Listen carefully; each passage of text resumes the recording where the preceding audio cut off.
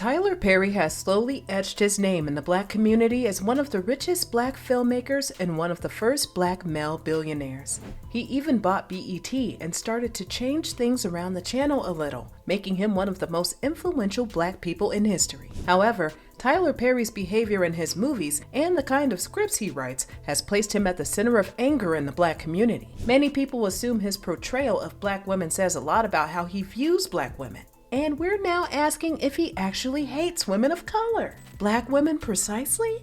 Or are we just overthinking his movies and coming up with harsh conclusions? Tyler Perry first became popular in Hollywood through his stage plays, where he invented the character Madea in 1995.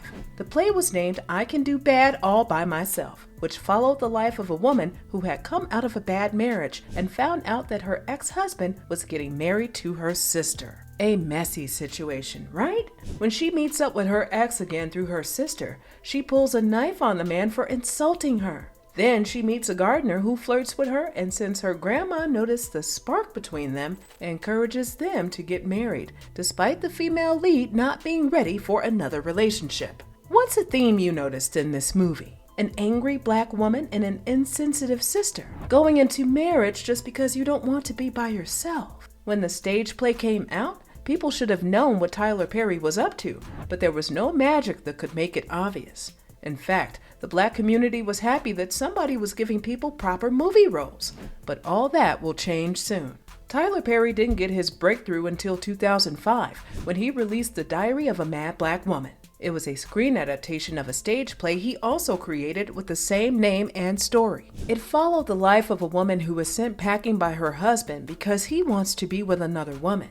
When he gets sick due to corrupt practices, the new wife leaves him to die and runs away with everything he owns. The former wife moves back in to take care of her sick husband. When he recovers, he tries to mend their relationship, and she gets an official divorce before going to be with her new lover. While the movie was an amazing piece of art, we can't deny the fact that Tyler Perry was encouraging struggle love. Before the female lead was kicked out of the house, she tried to mend things with her partner and make her marriage work, despite suffering abuse. As if that wasn't enough reason to make her leave, she went back to take care of him when everyone abandoned him, which made him want her back. It seemed like the woman can only prove her worth when she shows how much mistreatment she's willing to take. This theme is central to most of Tyler Perry's movies, and we can take Acrimony as another example. The main character, played by Taraji P. Henson, is a woman that has stayed with her man through his cheating and lack of ambition. When we say lack of ambition, we don't mean he didn't have plans for his life. He had a dream, all right, a dream to become rich with a battery he created. While the dream was great, he was doing it at the expense of his wife's happiness, who had to work more to keep the family afloat. When he eventually got a good deal on the battery, he passed on it because he believed it was worth more. Of course, it triggered his wife, who was tired of breaking her back for them to keep surviving. She wanted him to do the bare minimum, which was to get a job and contribute to the household income. In anger, Taraji's character left him, and a short while after, the business clicked and he got a multi-million deal. The one who helped him get the deal was the woman he had cheated with before he got married to Taraji's character. After getting the deal, he gave Taraji's character a few $1,000,000 as settlement for all her effort while he had nothing, and went on to create her dream life with the woman he had cheated with before. Taraji is blinded by rage and attempts to kill them, and ends up dying herself just because she couldn't let go of a man who obviously used her to get his dream life. Tyler Perry's movies always portray Black women as angry people who are incapable of surviving without a man's validation. He portrays Black men as manipulative, run-down men and capable of taking care of their women completely without a fling on the side. He does the same with the Madea character he portrays. Madea is an angry old woman, always brandishing a gun and claiming to be the most dangerous woman on the block. While people were happy that Tyler Perry gave all the stage players of Madea a chance to appear on the big screen, most people couldn't wrap their heads around why he had to create such a distasteful character and portray as the average Black family's matriarch. Tyler Perry has used the character to reinforce a stereotype across the world that Black women are actually just rough, angry women who would do anything for a man's validation. If it's a Black person portraying their people like that, Why shouldn't another person in another community believe? To take it a step further, Tyler Perry started to go on an ego trip, talking about how he was the first person to pay Taraji Henson her worth in the industry. Black women are already one of the most disadvantaged people in the United States, and Tyler Perry was expecting a pat on the back for paying a black woman her quote. Tyler Perry would always talk about the nice things he has done for black women. But who needs handouts when you can simply pay them their worth and create opportunities for them to thrive? When he was asked why he portrays black women the way he does in movies and if he hates them, he had grown up close to his sisters and mothers and saw how they suffered at the arms of the men that claimed to love them. So he wanted to create movies that helped women in those situations, shine light on their issues, and help them make better decisions. But how exactly can you achieve that when your message is the same? Your female protagonists have to make big sacrifices for love. They have to suffer before they ever find happiness. And they always have some unresolved trauma that always leads to blind rage. They either live a happy life when they choose love over everything else, or end up miserable if they go the other way. Where's the encouragement to choose better men then? Before you think that maybe the message is twisted and that's not how he wants it to come off as, Tyler Perry has made it clear that black women need to stop being over-ambitious in relationships. Don't believe it?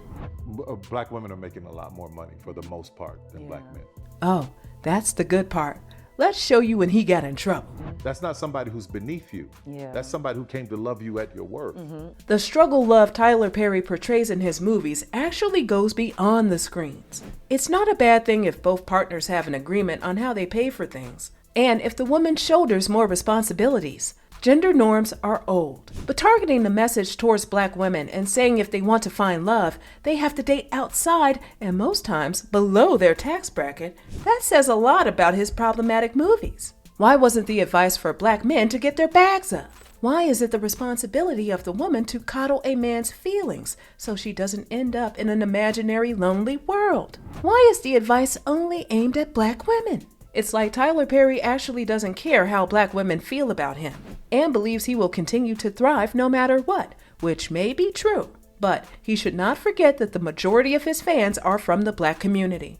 And if he continues to make black women seem like the problematic demographic, he may lose his support. In 2016, the filmmaker made an all-white movie on TLC called Too Close to Home, which shows the life of a white woman trying to climb up the social ladder while having an affair with the President of the United States. The movie received so much backlash with the black community, asking why Tyler Perry made a predominantly white movie. Although they have no right to control his creative freedom and force him to make movies about subjects they like, Tyler Perry's response was completely out of touch with reality.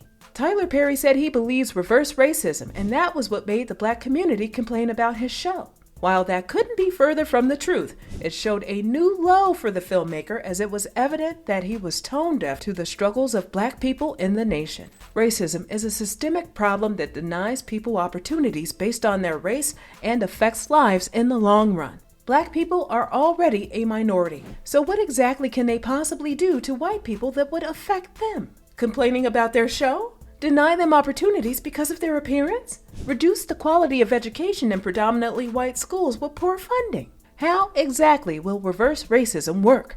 It's evident that Tyler Perry creates movies not based on the experiences of the black community, but based on the stereotypes that would make him seem different from other black people and give him access into white spaces. But that's just a theory. Tyler Perry has done a great job in helping young black actors, but he has a lot of work about his portrayal of black women. He needs to understand that black women are not constantly angry and that they deserve love without suffering. We look forward to an all-black movie from Tyler Perry with a new storyline, probably about what a healthy family dynamic looks like, or how a healthy relationship is built by both partners' efforts. Until then, we hope he's doing some research by interacting with younger black women with a different outlook on life.